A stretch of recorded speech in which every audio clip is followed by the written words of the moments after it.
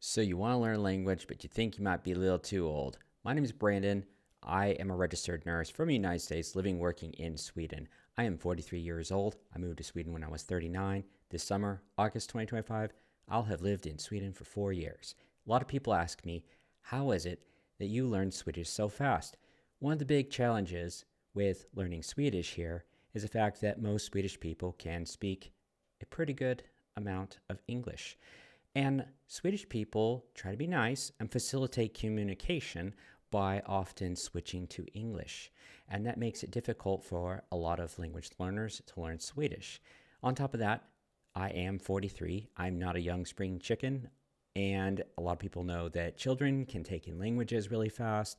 And it is a common idea that the older you get, the more difficult it becomes to learn a foreign language. So this video is for those of you that want to learn a language. Maybe you're a little bit hesitant. Maybe you think you're too old. And this is from, say, all the way from 25 up, all the way to even 70 or 80 years of age. I came across a very interesting article by Christina Cappi. She has her PhD in 2 different areas of anthropology and educational policies, as you can see here in this article. And she had some really interesting information here about language learning. If you want to take a look at it, you can see the link here on the screen. And in her research, she found out that even people that are in their 60s and 70s can still learn languages. In fact, they did some research and got some feedback from people that lived in the Oregon area. And you can see some of the comments here that people left regarding their language learning experience. And it's really fascinating to see that a lot of these people, they're in their 60s and 70s and still doing language learning. In fact, I had an experience when I was younger of meeting a gentleman who was in his 70s. His wife died, and it really took a toll on him, and he was almost giving up on life. So he was trying to figure out how he could cope, and someone made the suggestion that he could try to learn another language. So he decided, and he lived in California, that there was a huge Vietnamese population. And of all the languages to try to learn, that would seem to be a very difficult one to learn at the age of 70. And he actually spoke it fluently. Of course, he had an American accent. And of course, it probably took him a little bit longer than it takes a lot of people. But all that energy he had from dealing with the loss of his wife, he was able to put into something constructive, which was learning a language. And within a few years, he was able to speak Vietnamese fluently. And I was really impressed. There are people that retire, they move to other countries when they're 65 or older. And many times in these other countries, they speak another language. So it can be very helpful if you are able to learn the language of the place that you're moving to. But like I said, a lot of people are hesitant and they think, well, maybe I'm too old for that. And I am, like I said, middle age. I'm 43, but I was able to learn a sufficient amount of Swedish, and I'm no one special. I'm not gifted or anything like that, but I was able to learn enough Swedish within 11 months to pass an exam that was a high school level of Swedish, and then be able to get my first job after just 11 months of living in the country and studying the language. I had no prior knowledge of Swedish except for some basic greetings like hello and goodbye. So it's definitely a doable thing. Now, we're talking about people that don't have any cognitive deficits. So, of course, if you're struggling with maybe your own mother tongue and you've got some sort of developmental issues, this probably would not apply to you. So let's get into it and talk about some suggestions that I have and some strategies. Now, every single person is different, so what works for one person may not work for another.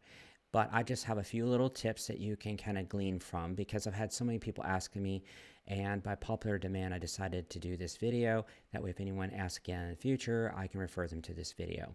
So let's get right to it. First off, you got to know the why. Why are you learning this language? You need to have a good reason. Because if you don't have a good reason, you're just doing it because, oh, it's just fun or the novelty of it. When you start to meet up with some problems or challenges, it may be very easy to give up. So you need to have a reason, a way to remind yourself, okay, the whole reason that I'm doing this is because of blah, blah, blah. For me, it was I need to get my nursing license in Sweden to work so I can have food on the table and keep the lights on in the apartment and have a place to stay. And so that was kind of something that was a big push behind me. Secondly, you need to figure out your learning style. And here on the screen, you can see there's a lot of different learning styles. And most people are some sort of combination of them. For myself, I have to see things written down. For me, like in the workplace, I don't work the way a 5-year-old does. A 5-year-old or younger, they can hear a word and then they just remember it. That's how they learn. They don't learn how to read and write right from the beginning. They learn by hearing and seeing. And for me, that doesn't always work because a lot of times maybe I mishear something, or I am not really sure how it looks, or maybe learn how it sounds, but you don't know how to write it in an email. And so I prefer to, if there's a word that I have not heard before, have someone write it down for me or help me spell it out.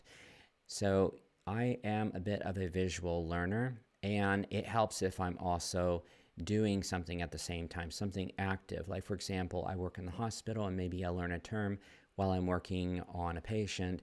I'm physically active, and so you're using more neurons in your brain.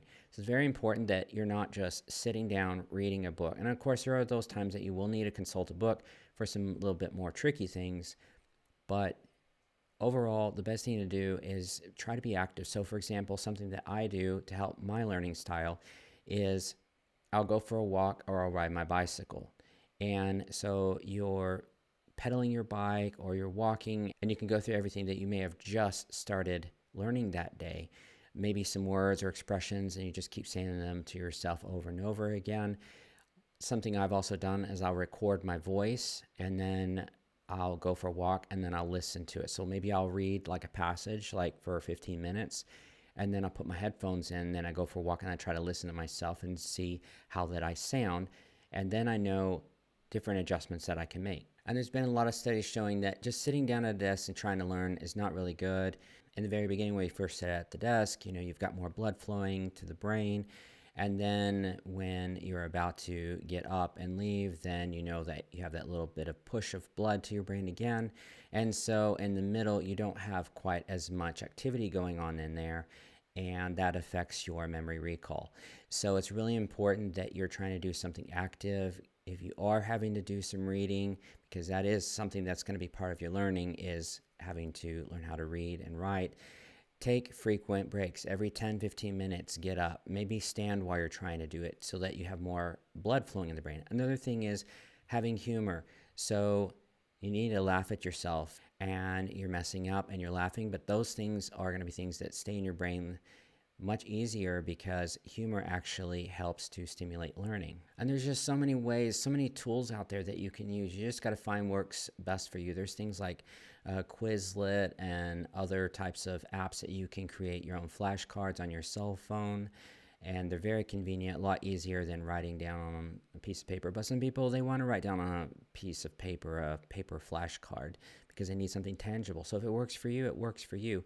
But I find it's much more easier to organize things with the various apps that are out there. There are things like Rosetta Stone. There is things like Duolingo, but I wouldn't rely just on those. You need to have kind of a bit of a blended experience. The most important thing I cannot emphasize enough with learning language is total immersion. So I had studied Spanish, I studied French in high school. And I think one thing is you're not really quite as serious about language learning usually when you're at that age. And I think that's one of the benefits of being older is you are more serious. You've also gained some wisdom. You learned about yourself. You learned about your learning styles. And you can be a bit more disciplined than, say, a younger person. So those are tools that you got in your tool belt to help you with the language learning experience. So it may take you a little bit longer to learn, but is definitely doable. In regards to the total immersion, me moving to Sweden was the best thing that I could have done. Now, that's really interesting for a lot of people because they come to Sweden and have lived here for 20 years, but they still can't speak Swedish, or they have very limited Swedish, and then I was able to learn in 11 months. Like I said, I'm no one special. I know people that have learned faster than me, but it really has to do with putting yourself out there. You really have to push yourself, challenge yourself. What I find is a problem for a lot of people is they do not totally immerse themselves in the culture here in Sweden. And it can be the case in any country, really. Like, say, if you move to Mexico from the United States, people will be drawn to, for example, maybe other people that have moved from their country that speak their language, and they only hang out with those types of people. And so they're not getting total exposure. You need to be listening to the radio, you need to be watching the news, and you don't need to understand what's being said. You need to get used to hearing it, and that is what has helped me. It took me about 2 years to get to the point where I wasn't translating word for word what people were saying. And I think the reason that I was able to get to that point was because I was around Swedish all day long at work. So if you can find a job too that is willing to accept you and you're going to be around people, like maybe you don't have the ability, for example, to move to a foreign country. Let's say you live in the United States and you want to learn Spanish.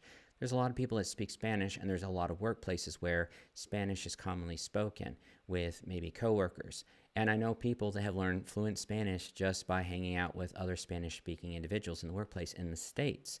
So it's all just a matter of willpower, self discipline, and consistency. You don't need to be doing these marathons where you're studying for an hour a day. If you're doing 20 minutes a day, that's great. Another thing is try to learn what's relevant. Don't spend so much time on things that you're probably not going to use very often. For example, in my line of work, I work in healthcare as a nurse, and so there is a certain type of vocabulary that I have to learn. I don't really spend a lot of time learning about parts of a car. I don't spend a lot of time on learning different legal types of terminology. When those situations come up in my life, now it's much easier for me to learn those words because now I have a pretty good foundation in the Swedish language. And it's going to be an ongoing process. Even people that live in Sweden, that it's their mother tongue, there are words that they don't even know. And that's the way it is in all languages. There is a working vocabulary that you will use in the workplace or in the house. And all of a sudden, if you're put into another situation, like let's say you've never worked in the restaurant business, but you worked with cars and you go to a restaurant business, they're going to have totally new set of tools and vocabulary that you got to learn. So you don't need to know every single thing in a language. You need to know enough to be able to get through your day and perform your job. Another thing that I think is a good thing to do is if there's opportunities where maybe you can't move to the country, maybe you can spend extended periods living or being around people that speak that language. So I've also studied Vietnamese. And there were periods in my life where I would stay with, for example, friends in Vietnam, or I had some friends in Australia that I stayed with. And it was shocking how much in just one day of hearing it spoken all day long in that Vietnamese family where they're talking with each other, even if they're not talking to me, you're hearing it all day long. So that's another thing that you can do is maybe you can find friends that are willing to let you stay with them. Or maybe if you travel somewhere, you can travel somewhere where you're going to be staying with a group that is speaking that language all the time around you. And this is another thing that I want to talk about, but it was a challenge for me, and that is watching movies and listening to music. I find listening to music in the language I'm learning actually easier than watching films. The films were very difficult for me in the beginning because I did not really have a whole lot of knowledge of the language. And it also depends on where you're going to be living. So, for example, here in Sweden, we have a lot of dialects. And so you may be watching one show and they speak in one dialect, and another show and they speak another dialect. For example, if you're watching Arabic, there's so many different dialects. So that can be a huge challenge in the beginning when you're new with the language. So just find what works for you. What I found helped me out was short films on YouTube that were done by YouTubers who were Swedish, and they spoke kind of a more standardized Swedish. That's what I start with in the beginning. Now I can actually watch normal TV shows. Why I'm at in that, though, for some reason, in my communication with people in the everyday work or talking on the phone, I really don't have any problems with communication. But for some reason, watching TV, if I have my head turned away from the TV, I still find myself having trouble being able to understand, or I feel like I'm missing parts of it. But then as soon as I'm looking at the TV and I see their mouth, then I am not missing things, which is quite fascinating. But I can see how my skill is developing over time. But like I said, I'm able to talk on the telephone, though, just fine. I think what the thing is on TV, a lot of times they are talking really fast, and they have kind of like actors speak. You know, they're talking maybe in a more dramatic way. And it could also have to do with the speakers on the TV or whatever. So find what works for you. TV may not be the best thing for you in the beginning. Same thing with news. I know in Sweden they actually have simplified Swedish news, so that's helpful for me. There are also podcasters that speak Swedish slowly. So that's something that I've been able to take advantage of in the past. I don't need it now. Actually, I find it a little difficult to watch them because it's too slow for me now, but it was a good starting point. So perhaps you could find that in the language that you're wanting to learn. Finally, I wanted to say you need a foundation. So as I mentioned, there are apps out there like Duolingo, and I've heard of people having some success with such apps. But personally, I have not been successful for that. I'm a person who needs structure. I have to have a foundation. And that would be my recommendation. You need to know some of the basics about the language. For me, just getting a book and trying to learn the basics of a language doesn't work for me. So I actually went to university and studied for about 10 months the language, and that gave me the footing that I needed, the foundation I needed for the language. I learned about the basics of the grammar, how to write an email, how to put together a CV, things of that nature. And those are very important things. That was a working knowledge of the language. But I wouldn't say I was fluent, but I was able to land my first job immediately after completing that course. And all the Swedish I learned, the most of it I learned was actually in the working place. But if I had skipped that whole step of studying the language at the university, I think it would have taken me much longer time. It would have been a much more difficult situation. Plus, I couldn't have gotten any jobs with the healthcare field with a limited knowledge of Swedish. So I would say if there is any way you can sign up for some courses at a college and at least get the basics, you need to learn things like what is a noun and where does the subject go, where does the object go, pronouns. For example, in the Vietnamese language, it's a very complicated sentence structure when it comes to pronouns. They speak in third person, and that is something that's very foreign to most people that speak I guess you could say a Germanic language or a Romance language. I'm not a linguist here, so I apologize if I'm butchering this stuff up, but you get my drift. Say like Spanish or French or English or German. The way they talk in Vietnamese is extremely different in a third person. They also have a lot of different titles that you have to learn how to use. And if you're just reading from a book, some people can do that, but the vast majority of people need to have some sort of structure. So that would be another thing that I would say to look into is look for some local courses in your area, or maybe you can find some distant learning courses that you can take. Hope these tips are helpful. That's what's worked for me. And if you have any questions, make sure to put it in the comments. If you appreciate the video, don't forget to like and subscribe. And I thank you for your time and have a lovely, wonderful rest of your day.